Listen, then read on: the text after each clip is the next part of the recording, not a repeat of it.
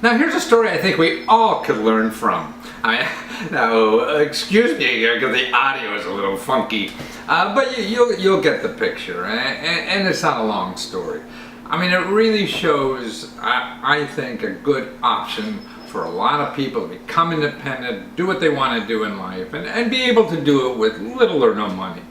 I mean, this is a young fellow who was trying to be a screenwriter. He went to college for it and really couldn't make it, and looking for something to do, and he got a job that was sort of mediocre, but you know, it was good enough to survive. But his passion was Glacier National Park. Now he explains in this video how he took a $300 check that the government gave him. It was a stimulus check. I don't know if you remember that. George Bush sent everybody $300 one year. Well, he took that check a few years ago and started a business. That's all he needed. He needed that and his passion for his subject area, which was Glacier National Park. He didn't even know how to use the internet at the time. He taught himself. See, there's no magic in life. You know, everyone thinks, oh, we're going to give somebody, you know, hundreds of dollars or thousands of dollars and learn the secrets and all that kind of stuff. No, the secrets are within us. And it doesn't take money now with the internet and whatever, you know, to start a service or a business of something, even without the internet. And this fella shows how this can be done. And I think it can be with anything. All you need in life is a customer. You don't need all this other nonsense. If you want to get real complicated, you can. But you keep things simple in life and go with your heart a lot. And don't build your bridges and don't spend a lot of money. You'll figure it out. I mean, look at all the idiots we've all worked for in life, right? So it doesn't take a mental genius, you know, to have a business or to do your own thing or whatever. It just takes that perseverance. And I think that passion is what it is. So because he started with Glacier National Park, which was a passion of his, he developed a little website called Glacier National Park Travel Guide to help other people find out about how to get the best out of Glacier National Park. And then he got traffic. People thought his articles were good and whatever, and he sold, you know, he put advertisements on them which are easy to get on the web, and he made commissions from that, and then, oh, this is pretty good, and he built another site, and it slowly, after 2 years, he was able to make enough money that he quit his normal job. So that's what we all could do, I think. And even if you fail, so you lose $300, I mean, that's it. You're going around spending lots of money on you know, whiz-bang things or whatever that somebody's promising you. You know, 99% of the time, that's not going to work out. They'll show you somebody, you know, was hit by lightning and it worked for them. We all do that. I've done infomercials, and I can always find somebody who said, you know, done anything. You know, oh, I went in my garage on Tuesday, and by Thursday night I was a gazillionaire. Yeah, sure, there's one of those out there somewhere. You put them on TV, then everybody thinks they can do it. No, the rest of us have to work hard. You know, and the only way you're going to work hard is doing something you love. So watch this video. It's just about 4 or 5 minutes. And you'll see this young fella, how he took his idea, and within 2 years, basically no money, was able to switch from the job that was mediocre to one now that fulfills him, his time, and I just read on his website, he has a new baby and a wife, and so he's doing what he wants to do in life. And that's the key. So watch this.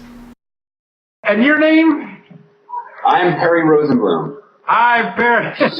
Where are you located? I'm not sure where you are. What was that? I'm sorry? Where are you located? I live in Louisville, Colorado. Oh, you're in Colorado. Oh, terrific. Yeah. Well, that's Not a pretty hip Boulder state and Denver. nowadays.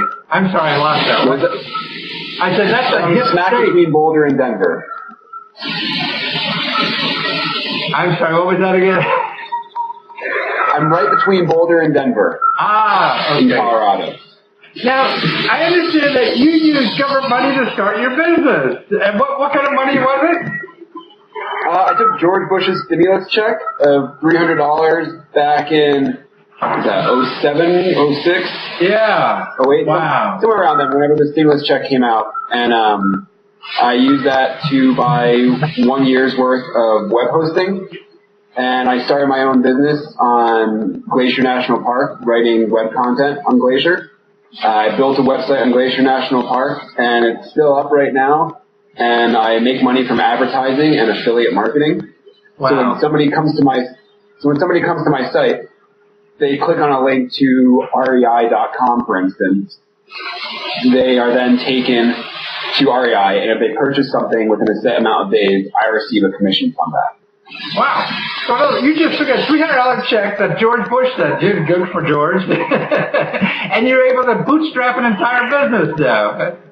Exactly, yeah. And now we own 5 different website properties, and we've also started search engine optimization consulting, which is another large part of my business. So did you give up your day job yet? I have actually. I actually put my resignation in a week ago to be focusing full time on my business. Wow. What were you doing during the day?